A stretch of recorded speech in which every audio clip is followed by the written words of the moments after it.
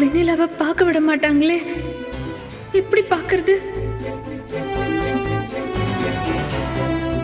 Sister sister sister சொல்லுங்க madam. ஒரு நிமிஷம் இப்படி வாங்கல. ஒரே ஒரு என்னன்னு சொல்லுங்க மேடம். இங்க வாங்க. சொல்லுங்க சிஸ்டர், ஆ ஒரே ஒரு ஹெல்ப் பண்றீங்களா? என்னன்னு சொல்லுங்க மேடம்.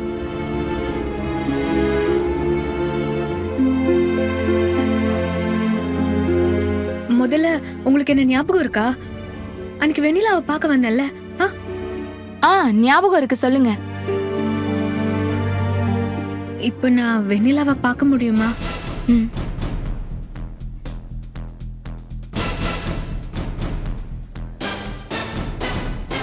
போலீஸ் ரொம்ப டைட் பண்ணிருக்காங்க மேடம். ப்ளீஸ், எப்படியாவது நான் அவளை பார்க்கணும்.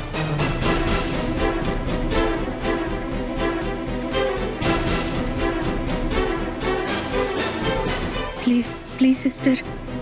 நான் உங்களுக்கு ஹெல்ப் பண்றேன். என்னவோ தெரியல, எனக்கு உங்களுக்கு ஹெல்ப் பண்ணணும்னு தோணுது. இந்த கேஸ்ல உங்க பக்கம் தான் நியாயம் இருக்குன்னு தோணிக்கிட்டே இருக்கு. Thank you sister, thank you so much. ஆக்சுவலா அதுதான் உண்மை. அப்புறம் நான் இன்னொரு விஷயம் சொல்றேன். பேஷண்ட் கிட்ட இம்ப்ரூவ்மெண்ட் இருக்கு. நேத்து நைட்டு லைட்டா விரல் அசைஞ்சது. டாக்டர் கூட பாசிட்டிவா பேசிட்டு இருந்தாரு. சிஸ்டர், போலீஸ்லாம் இங்கதான் இருப்பாங்களா? போக மாட்டாங்களா? போலீஸ் அப்பப்ப வெளியில போயிட்டு வருவாங்க. இருங்க, நான் பாத்துட்டு வரேன்.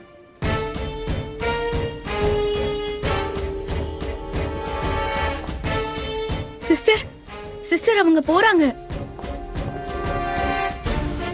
சரிங்க மேடம், நீங்க இப்ப என்ன பண்ணுங்க, கேஷுவலா என் கூட வர மாதிரி வாங்க. சிசிடிவி இருக்கே, உங்களுக்கு பிரச்சனை எதுவும் வராதுல்ல? உங்களால பிரச்சனை வந்தா தானே மேடம் அதெல்லாம் செக் பண்ணுவாங்க. எனக்கு உங்க மேல நம்பிக்கை இருக்கு. வாங்க. சரி.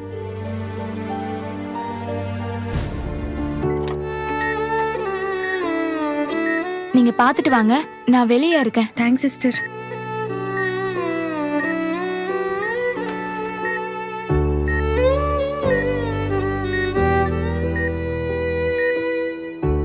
வெண்ணிலா,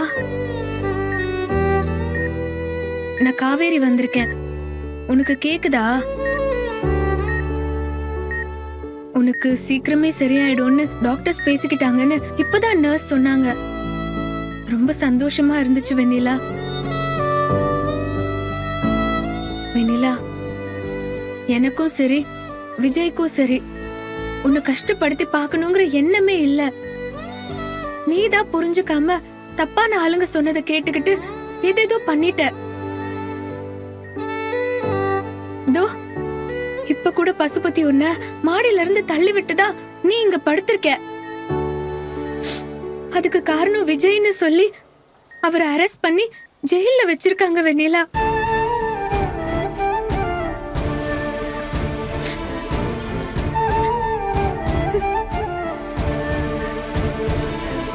உனக்காக அவர் எவ்வளவு விஷயம் பண்ணிருக்காரு.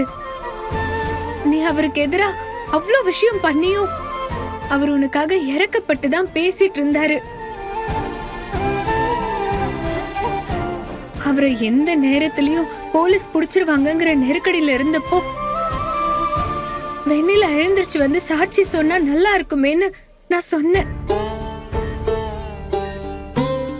அப்ப கூட வெண்ணிலா சாட்சி சொல்லாட்டி கூட பரவாயில்ல, அவ பொழைச்சிட்டா போதும்னு சொன்னாரு.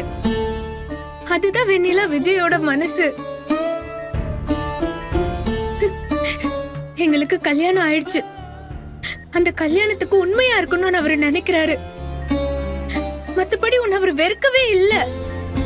உன்னை நல்லா வாழ வைக்கணும் தான் ஆசைப்படுறாரு. அப்படி ஒரு நல்ல மனுஷனுக்கு அவர் செய்யாத தப்புக்கு ஜெயில அடைச்சு வச்சிருக்காங்கன்னா அது எவ்வளவு பெரிய கொடுமை. என்னால விஜய ஜெயில வச்சு பார்க்கவே முடியல வெண்ணிலா. அந்த மனசு எனக்கு வராது. விஜய் ஜெயில இருந்தா நீ ஏத்துப்பியா?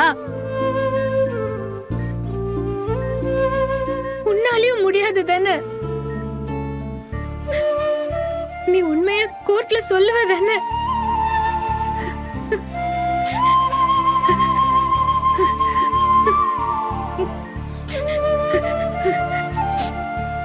வெண்ணிலா, நீதான் விஜய் இப்ப காப்பாத்தணும். நீ எந்திரிச்சு வந்தாதான் விஜய காப்பாத்த முடியும். உனக்காக எவ்வளவோ செஞ்ச விஜய்க்கு நீ இந்த ஒரே ஒரு உதவிய பண்ணக்கூடாதா? Please Vennila. Madam madam madam madam Vennila. Police வந்துட்டாங்க மேடம். வெண்ணிலா. வாங்க மேடம், வாங்க வெண்ணிலா, மேடம், please. வாங்க மேடம். மேடம் வாங்க, வாங்க மேடம்.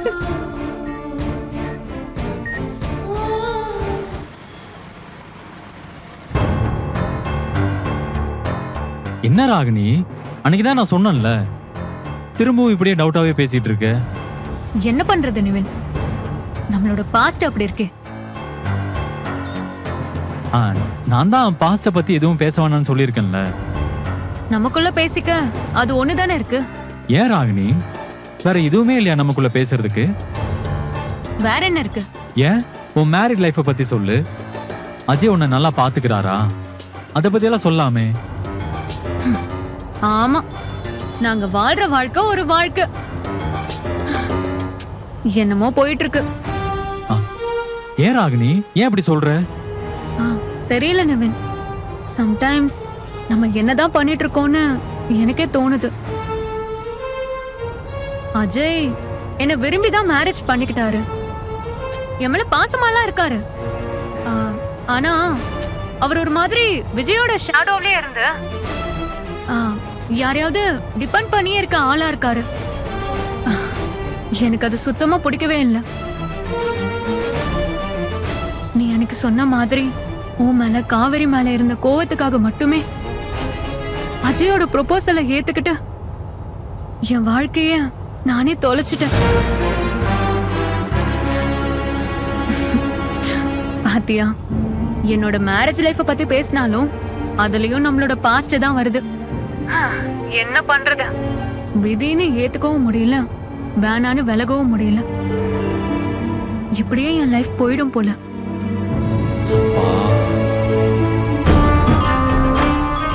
அப்பா கால் பண்றாரு. நிவின், எனக்கு இன்னொரு கால் வருது, நான் அப்புறம் கூப்பிடுறேன். சரி ராகினி, நீ பாரு.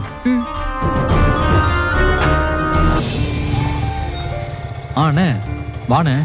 நிவினே, என்னண்ணே காலையிலேயே ஃபோன் பண்ணி பார்க்கணும்னு சொன்ன, என்ன விஷயம்? விஜய் விஷயமா பேசதா நிவினே? சொல்லுண்ணே.